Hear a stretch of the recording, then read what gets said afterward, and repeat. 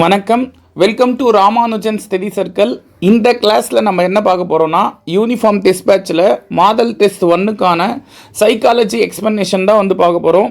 So இன்றைக்கான first question என்ன அப்படின்னு சொல்லிட்டு பார்த்தீங்கன்னா, விஜய் என்பவர் தெற்கு நோக்கி 6 கிலோமீட்டர் நடக்கிறார் அப்படின்னு கொடுத்துருக்காங்க. ஸோ தெற்கு அப்படின்னும் போது கீழ் நோக்கி 6 கிலோமீட்டர் போகிறாரு. இங்கிருந்து பின்பு அவர் 5 கிலோமீட்டர் தொலைவை இடப்புறம் திரும்பி நேராக நடக்கிறார் அப்படின்றாங்க. ஸோ இங்கேருந்து இடப்புறம்னா இந்த சைடு, சரியா? ஸோ இந்த சைடு வந்து 5 கிலோமீட்டர் நடக்கிறாரு. மீண்டும் வலப்புறம் திரும்பி 6 கிலோமீட்டர் நடக்கிறார். இங்கிருந்து வலப்புறம் திரும்பி 6 கிலோமீட்டர் போகிறாரு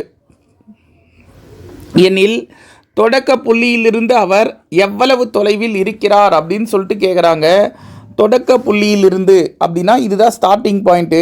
இப்போ இங்கேருந்து அவர் எவ்வளோ தொலைவில் இருக்கார் இதுதான் கேட்குறாங்க, சரியா? இப்போ நான் என்ன செய்கிறேன்னா, இதுக்கு நேராக இந்த லைனையும் ஜாயின் பண்ணிக்கிறேன். அப்போ தான் இது ஒரு செங்கோண முக்கோணமாக இருக்கும், சரியா? ஒரு ரைட் ஆங்கிள் ட்ரையாங்கிளாக இருக்கும். ஸோ எனக்கு இந்த இடம் 6ன்னு தெரியுங்க. அப்போ இதுக்கு நேராக இருக்கிற இந்த இடமும் 6 கிலோமீட்டரா, சரியா? இது ஒரு 6 கிலோமீட்டர், மேலே ஒரு 6 கிலோமீட்டர். அப்போ மொத்தமாக இந்த லைனு 12 கிலோமீட்டர் இருக்கும். அதே போல் எனக்கு இந்த இடம் இங்கே வந்து 5ன்னு தெரியும். ஸோ அப்போது எனக்கு கீழே இருக்கிற இந்த இடமும் 5 கிலோமீட்டர்னு தெரியும், சரியா? ஸோ நமக்கு தேவை என்னென்னா, அந்த ப்ளூ லைன், இந்த எக்ஸு தான் தேவை. பிதாகரஸ் தியரம் அப்படின்றது என்ன சொல்லுது? இது ஏ, இது பி, இது சின்னு எடுத்துக்கிறேன்னா AC square equal to AB square plus BC square அப்படின்றது தான் பிதாகரஸ் தியரம், சரியா? இப்போ இதில் ஏசி அப்படின்னும் போது ஏசியை நான் எக்ஸ்ன்னு எடுத்திருக்கேன். அப்போ X square equal to AB அப்படின்னும் போது மொத்தமாக 12 கிலோமீட்டர் வருதா? ஸோ 12 ஸ்கொயர் ப்ளஸ் பிசி அப்படின்னும் போது 5 கிலோமீட்டர் வருது. So 5 square. அப்போ 12 ஸ்கொயர் 144, 5 ஸ்கொயர் 25. ஸோ இதை ஆட் பண்ணிங்கன்னா 169ன்னு வரும். இதுதான் எக்ஸ் ஸ்கொயர். அப்போ எக்ஸ் ஸ்கொயர் ஈக்குவல் டு இந்த 169 13 ஸ்கொயர்னு எழுதுறேன். ஸோ ஸ்கொயருக்கு ஸ்கொயர் கேன்சல் ஆச்சுன்னா எக்ஸோட வேல்யூ 13ன்னு வரும்பா, சரியா? அப்போ தொடக்க புள்ளியிலிருந்து அவர் 13 கிலோமீட்டர் தொலைவில் இருக்கார். ஆப்ஷன் ஏ ஃபஸ்ட்டு கொஷினுக்கான ஆன்சர், ஓகேங்களா? ஸோ நெக்ஸ்ட் ஒன், கொடுக்கப்பட்டுள்ள பதத்தை உருவாக்க குறைந்தபட்சம் எத்தனை நேர்கோடுகள் தேவைப்படுகிறது அப்படின்னு கேட்குறாங்க. ஸோ இந்த வார்த்தை ரொம்ப முக்கியங்க, குறைந்தபட்சம் அப்படின்ற ஒரு வார்த்தை, சரியா? ஸோ இதை வச்சு நம்ம என்ன செய்யலாம்னா, டயக்ராம் வரையுமே. இது ஒரு கோடு, 2, 3, 4. ஸோ இந்த பாக்ஸ் வரைய 4 கோடு தேவையா? இது 5, 6, 7, சரிங்களா? இது வரைக்கும் 7, இது 8, 9, 10, 11, இது 12. இது வரைக்கும் 12 ஆச்சுங்களா? இது 13. நெக்ஸ்ட்டு இந்த சைடில் இது 14, ஓகேங்களா? அப்போ மொத்தமாக குறைந்தபட்சம் எத்தனை கோடுகள் தேவைன்னு கேட்குறாங்க. 14 கோடு தேவை, ஓகேவா? ஈஸியாக இருக்கும்னு நினைக்கிறேன். இந்த படத்தை உருவாக்கணும்னா குறைந்தபட்சம் எத்தனை நேர்கோடுகள் தேவைன்னு தான் கேட்டாங்க. ஸோ எனக்கு 14 கோடுகள் நேர்கோடுகள் வரைஞ்சாலே நான் இந்த டயக்ராமை வரைஞ்சிட முடியும், கரெக்டாக? ஸோ ஆப்ஷன் பி இந்த கொஷினுக்கான ஆன்சர். நெக்ஸ்ட் ஒன், 7:40 என்ற நேரமானது கண்ணாடி பிரதிபலிப்பில் எந்த நேரத்தை காண்பிக்கும் அப்படின்னு சொல்லிட்டு கேட்குறாங்க. கண்ணாடி பிரதிபலிப்பு அப்படின்னு கொடுத்தாலே நீங்கள் 11:60 இதால் கழிச்சிருங்க. இந்த 11:60 அப்படின்றது என்ன அப்படின்னு கேட்டிங்கன்னா, 12 மணி இல்லைங்க. அந்த 12 மணியை 11 மணி 60 நிமிஷம்னு எடுத்துக்கிறேன், சரியா? ஸோ இங்கேருந்து அந்த 7:40 கழித்தோம் அப்படின்னா எனக்கு என்ன வரும்? 4:20ன்னு வருமா? இந்த 4:20 தான் கண்ணாடி பிரதிபலிப்பில் காட்டுற நேரம், சரியா? அப்போ 4:20 அப்படின்றது டைமாக இருந்திருக்கும். நெக்ஸ்ட் ஒன், ஒரு விவசாயியிடம் 144 வாத்துகளுக்கு 28 நாட்களுக்கு தேவையான உணவு உள்ளது. அவர் 32 வாத்துகளை விற்றுவிட்டார் எனில் அவரிடம் உள்ள உணவு மீதமுள்ள எத்தனை நாட்களுக்கு போதுமானதாக இருக்கும் அப்படின்னு கேட்குறாங்க. ஒரு விவசாயிக்கிட்ட 144 வாத்துக்கு 28 நாளைக்கான உணவு இருக்குது. சரியா? இதில் அவர் 32 வாத்து விற்றுதாரு. அப்போ 144 வாத்தில் 32 வாத்து விற்றார்னா மீதி இருக்கிறது 112 வாத்து.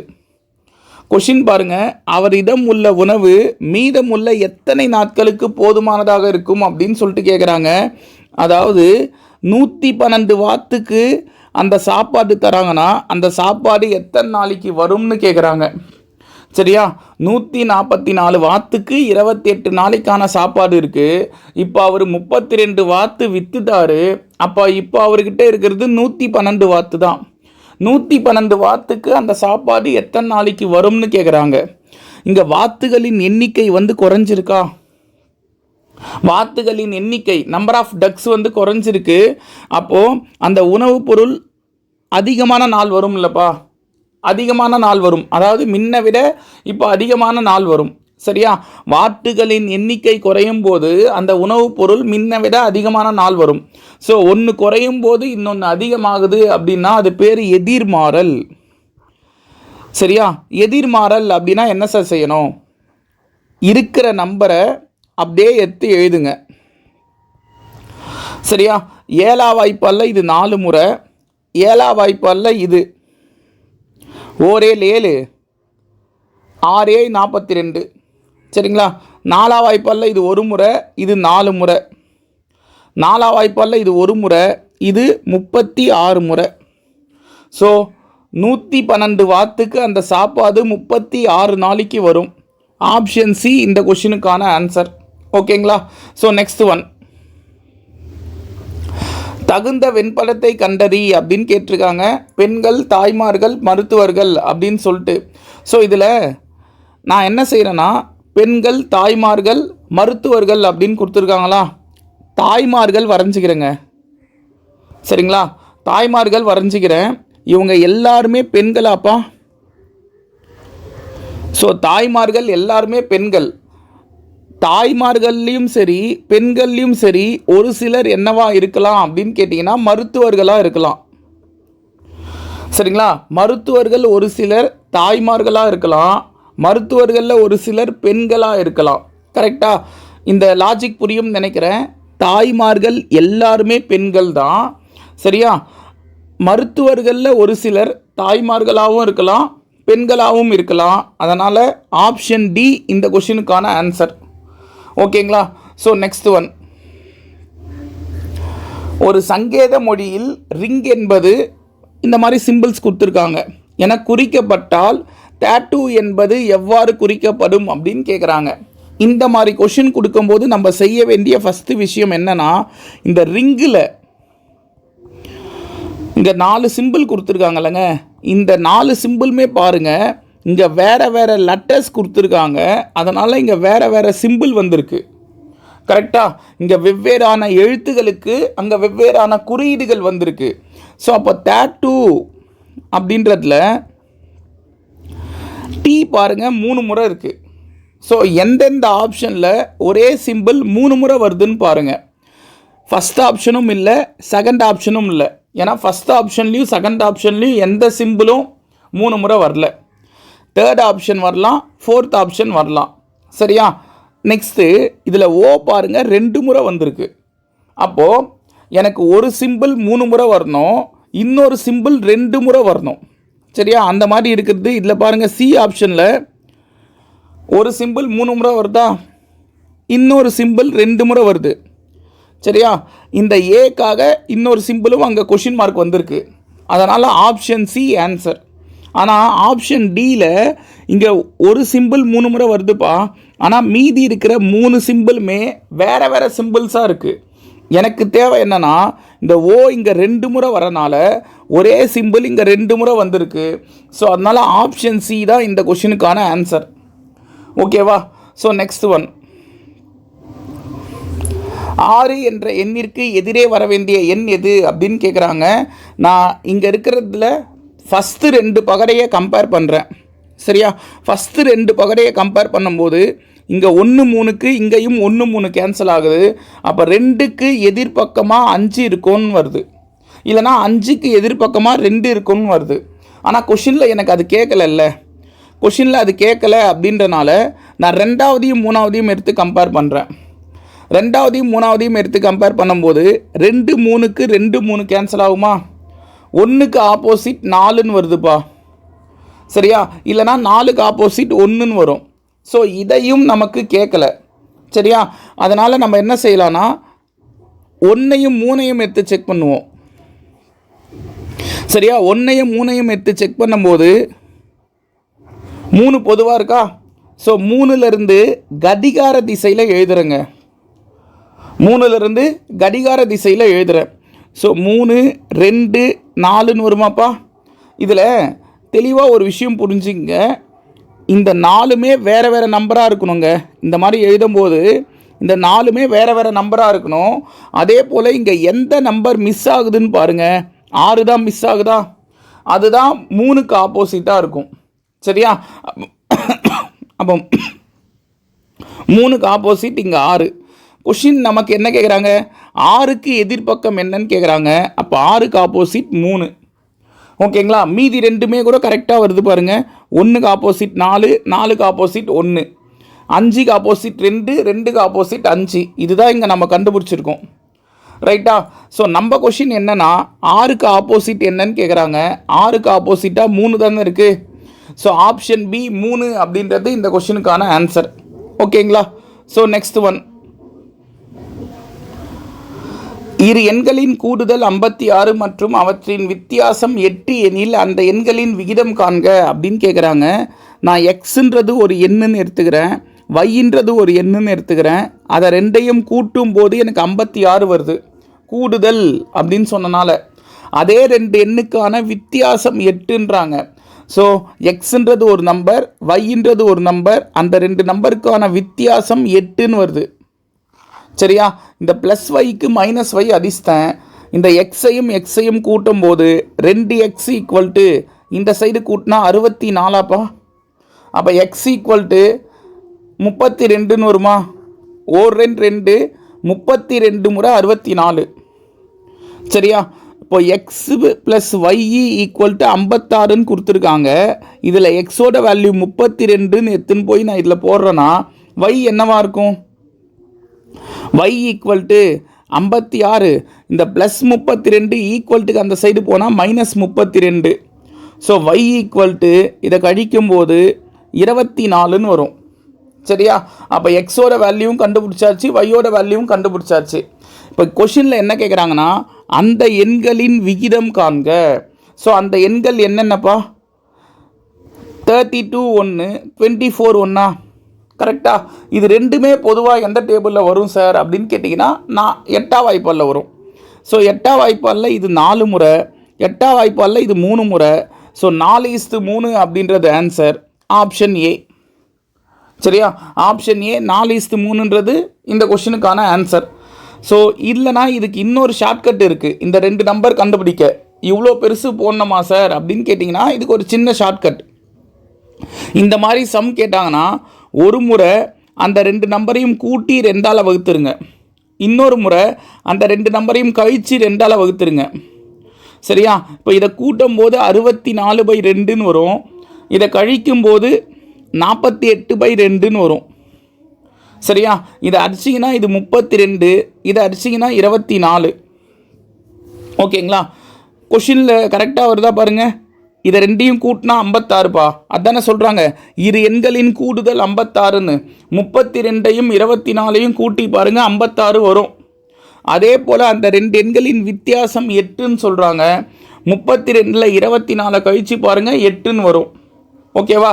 ஸோ ஷார்ட்கட்டாவது ஞாபகம் வச்சுங்க, கண்டிப்பாக யூஸ் ஆகும். இந்த கொஷினுக்கான ஆன்சர் 4:3 அப்படின்றது. ஓகேவா? ஸோ நெக்ஸ்ட் ஒன், ஒரு வகுப்பில் உள்ள 60 மாணவர்களில் தேர்ச்சி பெற்றவர்களில் பரத் என்பவர் மேலிருந்து 18வது இடமும் கீழிருந்து 15வது இடமும் பெற்றார் எனில் தேர்வில் தோல்வியடைந்த மாணவர்கள் எத்தனை பேர் அப்படின்னு கேட்குறாங்க. நான் ஒரு வரிசை எடுத்துக்கிறேன். இந்த வரிசையில் மொத்தமாக 60 பேர் இருக்காங்க. சரியா? இதில் பரத் வந்து மேலேருந்து பார்த்தா, அதாவது இந்த சைட்லேருந்து பார்த்தா, இதுதானே மேலேருந்துன்னு எடுத்துக்கிறேன்ப்பா. ஸோ மேலேருந்து பார்த்தா அவர் 18வது ஆள். சரிங்களா? கீழேருந்து பார்த்தா அப்படின்னா இப்போ இந்த சைட்லேருந்து பார்க்குறேன், இந்த சைட்லேருந்து பார்த்தா அவர் 5வது ஆள். ஓகேங்களா? இல்லை கொஷின் என்ன தெளிவாக ஒரு விஷயம் சொல்லிட்டாங்க, இந்த வார்த்தை தேர்ச்சி பெற்றவர்களில். ஸோ இதுக்கு என்ன சார் மீனிங்கு? அந்த கிளாஸில் மொத்தம் 60 பேர் படிக்கிறாங்க, அதில் பாஸ் ஆனவங்களில் இந்த வார்த்தை அதுதான் குறிக்குது. தேர்ச்சி பெற்றவர்களில் பாஸ் ஆனவங்களில் தான் பரத் மேலேருந்து 18வது இடத்துல இருக்காது, கீழேருந்து 15வது இடத்துல இருக்காரு. சரியா? அப்போது டோட்டல் கண்டுபிடிக்க என்ன ஃபார்முலா? L plus 6 minus 1. இங்கே 18 ப்ளஸ் 15 மைனஸ் 1, இதை ரெண்டையும் ஆட் பண்ணால் 33 மைனஸ் 1ன்னு வரும், 32ன்னு வருமா? ஸோ இங்கே நம்ம கண்டுபிடிச்ச அந்த டோட்டல் அப்படின்றது என்ன தெரியுமா? மொத்தமாக பாஸ் ஆனவங்க. ஏன்னா இந்த வார்த்தை தானங்க கொடுத்துருக்காங்க, பாஸ் ஆனவங்களில் தான் பரத் மேலேருந்து 18வது இடம், கீழேருந்து 15வது இடம்னு கொடுத்துருக்காங்க. அப்போ மொத்தமாக பாஸ் ஆனவங்க 32 பேர். ஆனால் கொஷினில் அது கேட்கலையே, தேர்வில் தோல்வி அடைந்த மாணவர்கள் எத்தனை பேர் அப்படின்னு கேட்குறாங்க. ஸோ மொத்தமாக 60 பேர், அந்த 60 பேரில் 32 பேர் பாஸு அப்படின்னா 28 பேர் ஃபெயிலு. கரெக்டாக? ஸோ ஆப்ஷன் டி 28 அப்படின்றது இந்த கொஷனுக்கான answer. Next 10 metre, 5 metre, 1.5 metre அளவுள்ள ஒரு நீர் தொட்டியின் கொள்ளளவு என்ன அப்படின்னு சொல்லிட்டு கேட்குறாங்க. சரியா? ஸோ இந்த கொஷினை பொறுத்த வரைக்கும் எல்லாமே லிட்டர்ஸில் கொடுத்துருக்காங்க, லிட்டர்ஸில் கொடுத்துருக்காங்க. இது எப்படி சார் சம்மா போடுறது பாருங்கள். இது நீர் தொட்டி அப்படின்னா கனச்செவ்வகம்மா. எப்போவுமே நீர் தொட்டி அப்படின்றது கனச்செவ்வகம். அதே போல் கொள்ளளவு அப்படின்னா கன அளவு. ஸோ கனச்செவ்வகத்தோட கன அளவுக்கு என்ன sir formula? L into B into H.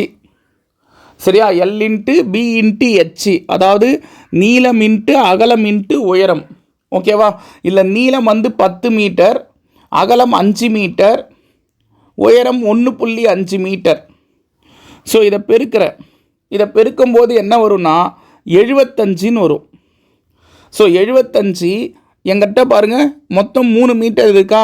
So இதை பெருக்கும்போது 75 மீட்டர் கியூப்னு வரும். ஓகேவா? ஆனால் ஆப்ஷனில் அந்த மாதிரி தரல பாருங்கள். 75 ஆன்சரில் இருக்குப்பா, ஆனால் 75 லிட்டர்னு இருக்குது, 75 மீட்டர் கியூப்னு இல்லை. கரெக்ட் தானே? ஸோ அப்போது 1 மீட்டர் கியூப் அப்படின்னா 1000 லிட்டர். இது தெரியணும். 1 மீட்டர் கியூப் அப்படின்னா 1000 லிட்டர். சரியா? அப்போ எங்கிட்ட எவ்வளோ மீட்டர் கியூப் இருக்குது? 75 மீட்டர் கியூப் இருக்குது. அப்போ 75 இன்ட்டு 1000ன்னு வருமா? ஸோ இதை அத்தனை லிட்டர் வந்துடும். கரெக்டாக? அப்போ 75,000 லிட்டர் அப்படின்றது ஆன்சர். ஸோ ஆப்ஷன் டி இந்த கொஷினுக்கான ஆன்சர். ஓகேங்களா? ஸோ இந்த 2 பாயிண்ட் நமக்கு ரொம்ப முக்கியம்க்கா. ஒன்று, கனச்செவ்வகத்தின் கன அளவுக்கான ஃபார்முலா எல்பிஹெச், நீளம் இன்ட்டு அகலம் இன்ட்டு உயரம், அந்த விஷயம். ரெண்டாவது, 1 மீட்டர் கியூப் அப்படின்றது 1000 லிட்டர் அப்படின்ற விஷயமும் தெரியணும். இது 2 தெரிஞ்சால் இந்த கொஷினுக்கு ஆன்சர் சொல்லிடலாம். ஓகேவா? ஸோ நெக்ஸ்ட் ஒன், இரு பகடைகள் ஒரே சமயத்தில் உருட்டப்படும் போது 9 அல்லது 10 கிடைக்க பெறுவதற்கான நிகழ்தகவு அப்படின்றாங்க. ஃபஸ்ட்டு நம்ம என்ன செய்வோம்னா, இரு பகடைகள் அப்படின்னும் போது மொத்தமாக எவ்வளோ சான்ஸ் வரும் அப்படின்னு எழுதுவோம். என்னென்ன வரும்? 1,1, 1,2, 1,3, 1,4, 1,5, 1,6. ஸோ இந்த மாதிரி 2,1, 2,2, 2,3, 2,4, 2,5, 2,6. ஸோ இந்த மாதிரி எழுதிட்டே வந்தால் எது வரைக்கும் எழுதலாம்னா 6,1, 6,2, 6,3, 6,4, 6,5, 6,6. ஸோ இது வரைக்கும் எழுதலாமா? அப்போ ஒரு லைனில் 6 சான்ஸுன்னு மொத்தம் 6 லைன் எழுதுவேன். டோட்டலாக 2 பகடை அப்படின்னா 36 சான்ஸ் வரும். சரியா? டோட்டலாக 2 பகடையை உருட்டுறேன் அப்படின்னா 36 சான்ஸ் வரும், 36 வாய்ப்புகள் கிடைக்கும். இதில் அவங்க என்ன சொல்கிறாங்கன்னா 9 அல்லது 10 கிடைப்பதற்கான நிகழ்தகவு அப்படின்றாங்க. இந்த மாதிரி கொஷின் சொல்லும்போது 9 அல்லது 10ன்னு சொல்கிறாங்கன்னா நீங்களாக ஒரு விஷயம் புரிஞ்சிக்கணும், இங்கே கூடுதல் சொல்கிறாங்க. சரியா?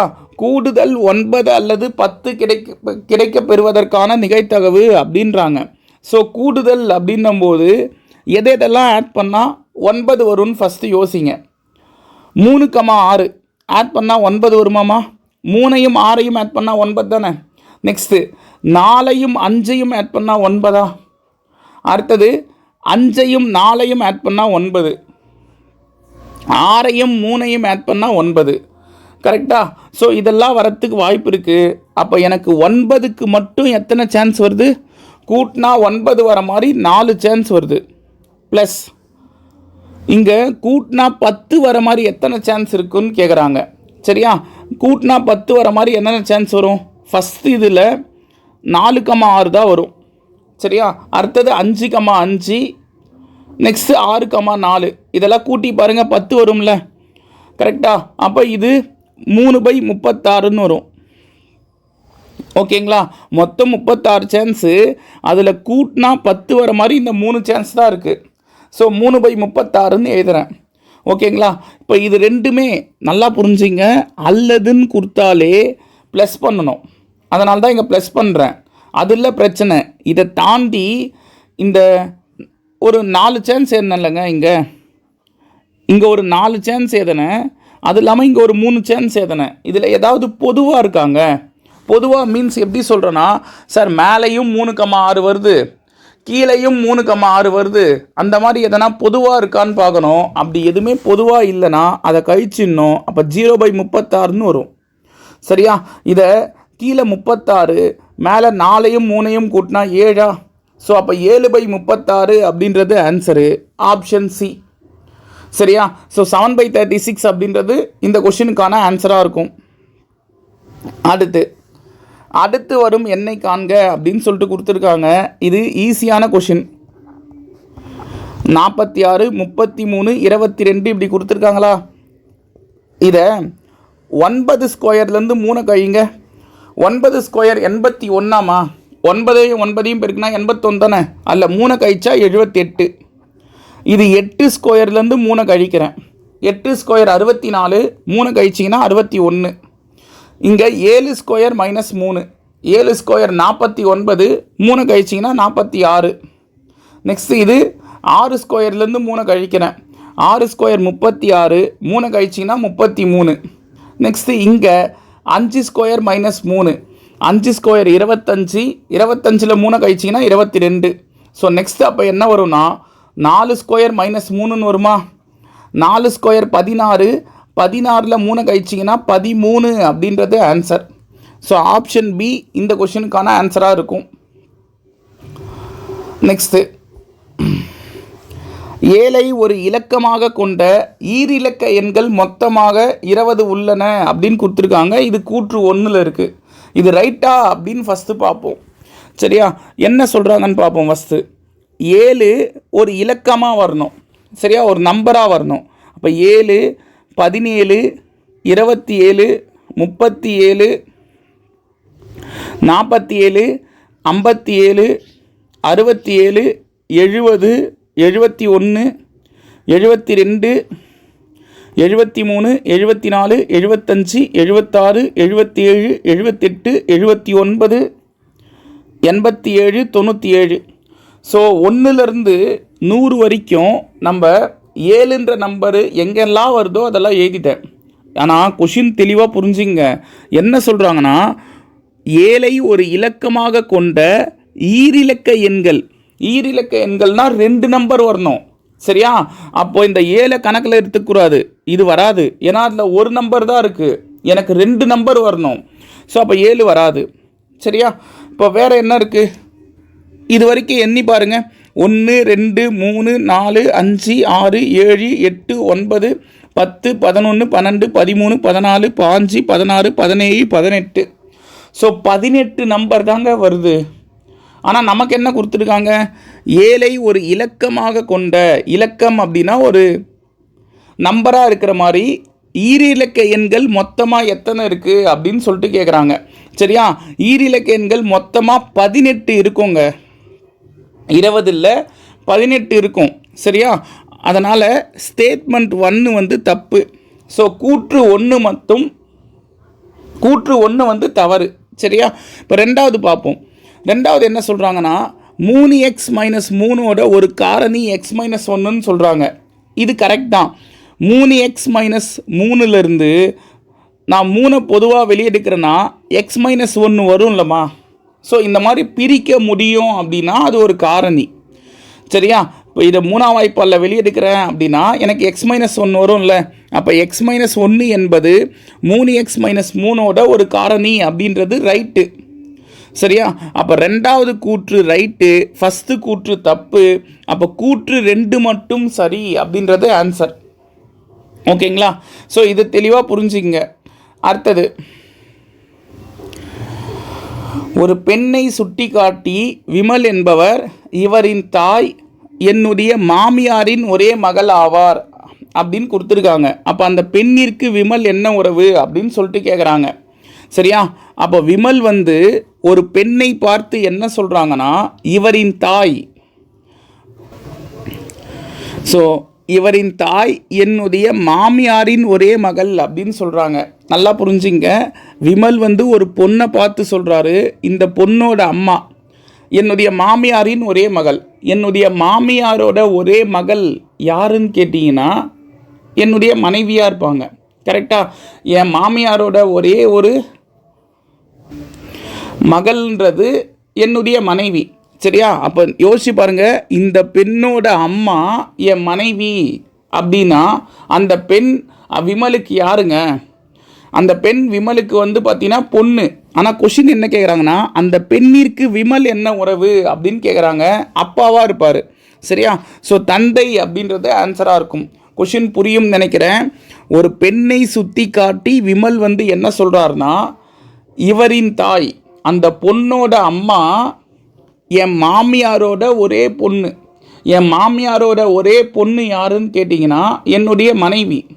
சரியா, அப்போ என்னுடைய மனைவி தான் அந்த பொண்ணோட அம்மா அப்படின்னா அந்த பொண்ணு என்னுடைய பொண்ணு. கரெக்டாக, அந்த பொண்ணு என்னுடைய பொண்ணு. கொஷின் என்ன கேட்குறாங்கன்னா அந்த பெண்ணிற்கு விமல் என்ன உறவு அப்படின்னு கேட்குறாங்க. தந்தை அப்படின்னு வரும், அப்பா. சரியா, ஸோ நெக்ஸ்ட் ஒன், வளவன் 24 முட்டைகளை 96 ரூபாய்க்கு வாங்குறாரு. சரியா, 24 முட்டையை 96 ரூபாய்க்கு வாங்குறாருன்னா ஒரு முட்டையோட ரேட் என்னன்னு நான் பார்க்குறேன்னா 4 ரூபா. சரியா, 96 ரூபாவை 24ஆல் வகுக்கும்போது ஒரு முட்டையோட ரேட்டு 4 ரூபான்னு வரும். அவற்றில் 4 முட்டைகளை உடைத்து விட்டார், இல்லை உடஞ்சிருச்சு. சரியா, ஸோ 4 முட்டை உடஞ்சிருச்சுன்னா இப்போ இருக்கிறது 20 முட்டை தான். சரியா, 4 முட்டை உடஞ்சிருச்சு. அப்படி இப்போ விற்கும்போது அவருக்கு 36 ரூபாய் நஷ்டம் ஏற்படுது அப்படின்னு சொல்கிறாங்க. நஷ்டம்னா என்னங்க அர்த்தம்? அவர் செலவு பண்ணது 96 ரூபாய், அதை விட 36 ரூபாய் கம்மியாக தான் இப்போ சேல் ஆகுது இந்த 4 முட்டை உடஞ்சனால. அப்போ 60 ரூபாய்க்கு தான் அவர் மொத்தமாகவே அந்த 20 முட்டையை விற்கிறாரு. சரியா, அந்த 60 ரூபாய்க்கு 20 முட்டையை விற்கிறாருன்னா ஒரு முட்டையோட ரேட்டு 3 ரூபான்னு விற்றுருப்பாரா? கரெக்டாக. ஸோ கொஷின் அதுதான் கேட்குறாங்க, ஒரு முட்டைக்கான விற்பனை விலை என்னன்னு கேட்குறாங்க. 3 ரூபா அப்படின்றது ஆன்சர். சரியா, ஸோ தெளிவாக புரியும்னு நினைக்கிறேன். 24 முட்டையை 96 ரூபாய்க்கு வாங்குறாருன்னா ஒரு முட்டையோட ரேட்டு 4 ரூபா. அவற்றில் 4 முட்டைகள் உடைந்து விட்டன அப்படின்னு கொடுத்துருக்காங்க. ஸோ அப்போ அவர்கிட்ட இப்போ இருக்கிறதே 20 முட்டைங்க தான். சரியா, இந்த 20 முட்டையை விற்கும்போது அவர் செலவு பண்ணது 96 ரூபா, ஆனால் வரவு எவ்வளோ வருதுன்னா 36 ரூபா கம்மியாகி வருது. அதுதான் அவங்க கொடுத்துருக்காங்க 36 ரூபா நஷ்டமாகுதுன்னு. 36 ரூபா நஷ்டம்னா என்ன? அவர் செலவு பண்ணதை விட 36 ரூபா கம்மியாக வருது. சரியா, அப்போ 60 ரூபா தான் அவருக்கு கிடைக்குது அந்த 20 முட்டையை விற்கிறதுனால. ஸோ 20 முட்டைக்கு 60 ரூபா கிடைக்குதுன்னா ஒரு முட்டையோட ரேட்டு 3 ரூபாவாக இருந்திருக்கும். சரியா, so next one, by chart. படத்தில் கூறப்பட்டுள்ள குடும்பத்தின் ஒரு மாதத்திற்கான மொத்த செலவுகள் எவ்வளவுன்னு கேட்குறாங்க. இந்த கொஷினில் பாருங்கள், கொடுக்கப்பட்ட பை வரைபடமானது ஒரு குடும்பத்தில் ஒரு மாதத்திற்கான பல்வேறு செலவுகளை கூறுகிறது. இந்த வார்த்தை ரொம்ப முக்கியங்க. இந்த பை வரைபடம் வந்து ஒரு குடும்பத்தில் ஒரு மாதத்திற்கான மொத்த செலவுகளை கூறுகிறது. சரியா? அதாவது பல்வேறு செலவுகள் இருக்குது, அது எல்லாத்தையுமே சேர்த்து தான் இந்த பை வரைபடம் சொல்கிறாங்க. சரியா? அந்த குடும்பத்தின் மாத சேமிப்பு 8000 எனில் கீழ்கண்ட வினாக்களுக்கு விடையளி அப்படின்னு கொடுத்துருக்காங்க. இந்த கொஷினில் பாருங்கள், சேமிப்பு கூட அவங்க செலவுன்னு தாங்க சொல்கிறாங்க. இந்த பல்வேறு செலவுகள் அப்படின்றது இதுதான். இதர செலவு, கல்வி, சேமிப்பு, வீட்டு வாடகை, உணவு, இது எல்லாமே பல்வேறு செலவுகள். இதை ஏன் நான் அழுத்தி சொல்கிறேன்னா தெளிவாக புரிஞ்சிங்க. இங்கே அவர் சேர்த்து வைக்கிறத கூட ஒரு செலவுன்னு தான் சொல்கிறாரு. ஓகேவா? கொஷின் பாருங்கள், படத்தில் கூறப்பட்டுள்ள குடும்பத்தின் ஒரு மாதத்திற்கான மொத்த செலவுகள் என்ன அப்படின்னு கேட்குறாங்க. ஸோ நான் என்ன செய்கிறேன்னா, எனக்கு தெரிஞ்சது சேமிப்பு மட்டும் 8000 ரூபான்னு கொடுத்துருக்காங்க. ஓகேவா? சேமிப்பு 8000 ரூபாய். சேமிப்புக்கு எவ்வளோ டிகிரி கொடுத்துருக்காங்கன்னா 60 டிகிரி கொடுத்துருக்காங்க.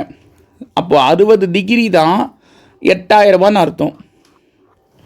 சரியா? 60 டிகிரி தான் 8000 ரூபாய். ஏன்னா சேமிப்பு வந்து 60 டிகிரி, அதுதான் இங்கே 8000 ரூபான்னு கொடுத்துருக்காங்க. எனக்கு ஒரு மாதத்துக்கான மொத்த செலவுனா மொத்தமாக ஒரு கையில் எவ்வளோ காசு அந்த ஒரு மாதம் செலவாகுது அப்படின்னு கேட்குறாங்க. அப்போ 360 டிகிரி வரணும், அதுதான் மொத்த செலவு. ஒரு சர்க்கிள் அப்படின்னா மொத்தமாக 360 டிகிரி, அது தெரியும்ல. ஸோ அப்போ 360 டிகிரி வரணும்னா இந்த 60 எதால் பெருக்கணும்னா 6ஆல் பெருக்கணும். சரியா? அதே 6ஆல் இதை பெருக்குனா 48000ன்னு வருமா? கரெக்டாக? ஸோ 360 டிகிரி அவருடைய மொத்த செலவு, அந்த பல்வேறு செலவுகள்னு சொன்னாங்கல்ல, அது எவ்வளோன்னு கேட்டிங்கன்னா 48000 ரூபாய். So option B answer.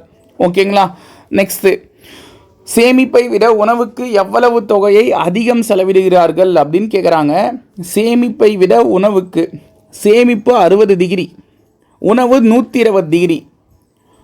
பாருங்கள், சேமிப்பு வந்து எவ்வளோ?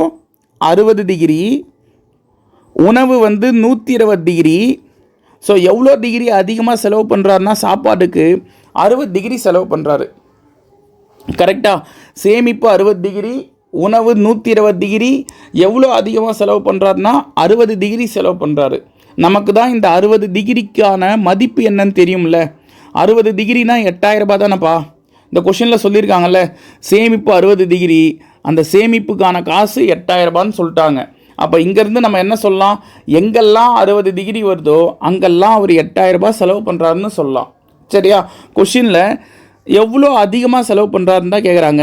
8000 ரூபாய் செலவு பண்ணுறாரு. ஓகேவா? ஸோ நெக்ஸ்ட் ஒன், சேமிப்பு மற்றும் உணவு ஆகிய செலவுகளுக்கான விகிதம் என்ன அப்படின்னு கேட்குறாங்க. சேமிப்புக்கு 60 டிகிரி, உணவுக்கு 120 டிகிரியா? சேமிப்புக்கு 60 டிகிரி, உணவுக்கு 120 டிகிரி. ஸோ இதை 0க்கு 0 அடிச்சிடலாம். 6ஆம் வாய்ப்பால் இது ஒரு முறை, இது 2 முறை. ஸோ 1:2 அப்படின்றது ஆன்சர். சரியா? ரேஷியோ வந்து ஆப்ஷன் சி 1:2. அடுத்தது, இதர செலவிற்காக செலவிடப்படும் தொகை எவ்வளவு அப்படின்னு சொல்லிட்டு கேட்குறாங்க. நமக்கு தெரிஞ்சது ஒரே ஒரு விஷயந்தான், 60 டிகிரி வந்து எவ்வளோன்னு தெரியும், எனக்கு 8000 ரூபான்னு தெரியும். சரியா? இதர செலவுகளுக்கு அவர் எவ்வளோ டிகிரி செலவு பண்ணுறாரு அப்படின்னு பார்த்தீங்கன்னா, இதர செலவுகளுக்கு 45 டிகிரி செலவு பண்ணுறாரு. ஸோ அப்போ 45 டிகிரி எவ்வளவுன்னு கண்டுபிடிச்சா ஆன்சர் ஓவர். நான் இதை என்ன செய்கிறேன்னா கிராஸ் மல்டிப்ளை பண்ணிக்கிறேன், குறுக்கால பெருக்கிறேன். சரியா? இந்த மேலே இந்த சைடில் பெருக்கும்போது 2 நம்பராக வருது இல்லைம்மா, இதை மேலே எழுதிக்கிறேன். இந்த கொஷின் மார்க்குக்கு எதிரில் இருக்கிறத கீழே எழுதிக்கிறேன். சரியா? 15ஆம் வாய்ப்பாலில் இது 3 முறை, 15ஆம் வாய்ப்பாலில் இது 4 முறை, 4ஆம் வாய்ப்பாலில் இது 1 முறை, இது 2 முறை, 8, 3, 0. ஸோ 2000 3ஆல் பெருக்குனா 6000ன்னு வருமா? கொஷினில் இதர செலவுக்கு அவர் செலவிடப்படும் தொகை என்னன்னு கேட்குறாங்க. 6000 அப்படின்றது ஆன்சர். Option D. நெக்ஸ்ட்டு, வீட்டு வாடகை மற்றும் கல்விக்காக செலவிடப்பட்ட தொகைகளின் வித்தியாசம் என்ன அப்படின்னு கேட்குறாங்க. வீட்டு வாடகைக்கு அவர் எவ்வளோ செலவிடுறாரு அப்படின்னு சொல்லிட்டு பார்த்தீங்கன்னா 105 டிகிரி. சரியா? கல்விக்கு அவர் எவ்வளோ செலவிடுறாரு? 30 டிகிரி. பாருங்கள், வீட்டு வாடகைக்கு 105 டிகிரி, கல்விக்கு 30 டிகிரி. இதுக்கான வித்தியாசம் அப்படின்னா இதை கழிக்கணுமா? இதை கழிக்கணும். கழிச்சாதான் வித்தியாசம் என்னன்னு சொல்ல முடியும். ஸோ 75 டிகிரின்னு வருது. கரெக்டாக? 75 டிகிரி வித்தியாசம்பா. கொஷினில் எவ்வளோ டிகிரி வித்தியாசம்னு கேட்கல, எவ்வளோ காசு வித்தியாசம்னு கேட்குறாங்க. அப்போ நமக்கு தெரிஞ்சது என்ன? 60 டிகிரி 8000 ரூபான்னு தெரியும். 75 டிகிரிக்கு எவ்வளோ காசு வரும்? இதுதான் கொஷினு. நான் என்ன செய்கிறேன்னா, இங்கேயும் இப்படி கிராஸ் மல்டிப்ளே பண்ணிக்கிறேன். 8000 இன்ட்டு 75, கொஷின் மார்க்குக்கு எதிரில் இருக்கிறது கீழே எழுதிக்கிறேன். சரியா? அதே 15ஆம் வாய்ப்பால் இது 4 முறை, 15ஆம் வாய்ப்பால் இது 5 முறை, 4ஆம் வாய்ப்பால் இது 1 முறை, இது 2 முறை, 8 3 0. ஸோ 2005ஆல் பெருக்கும்போது 10,000ன்னு வருமா? ஸோ வித்தியாசம் வந்து எவ்வளோன்னு கேட்டிங்கன்னா 10,000 ரூபாய். ஸோ ஆப்ஷன் ஏ இந்த கொஷினுக்கான ஆன்சராக இருக்கும். ஓகேங்களா? ஸோ இந்த வீடியோவில் நம்ம என்ன பார்த்துருக்கோம் அப்படின்னு சொல்லிட்டு பார்த்தீங்கன்னா, மாடல் டெஸ்ட் 1. ஸோ இது ஓப்பன் ஃபார் ஆல்னு சொல்லிட்டு எல்லாருமே தான் எழுதியிருப்பீங்க. அதனால் யூடியூப்லேயே வந்து அப்லோட் பண்ணுருவோம். ஸோ பாருங்கள், அடுத்தடுத்த டெஸ்ட் வரும்போது நமக்கு ப்ரைவசியில் யார் வந்து சேர்ந்துருக்காங்களோ அவங்களுக்கு மட்டும் கொடுத்துருவோம். சரிங்களா? ஸோ டெஸ்ட்டு வந்து எல்லாருமே யூஸ் பண்ணிங்க. கொஷின்ஸ்லாம் தரமாகவே இருக்கும். ஓகேங்களா? நெக்ஸ்ட்டு இன்னொரு வீடியோவில் சந்திக்கலாம். நன்றிகள் பல.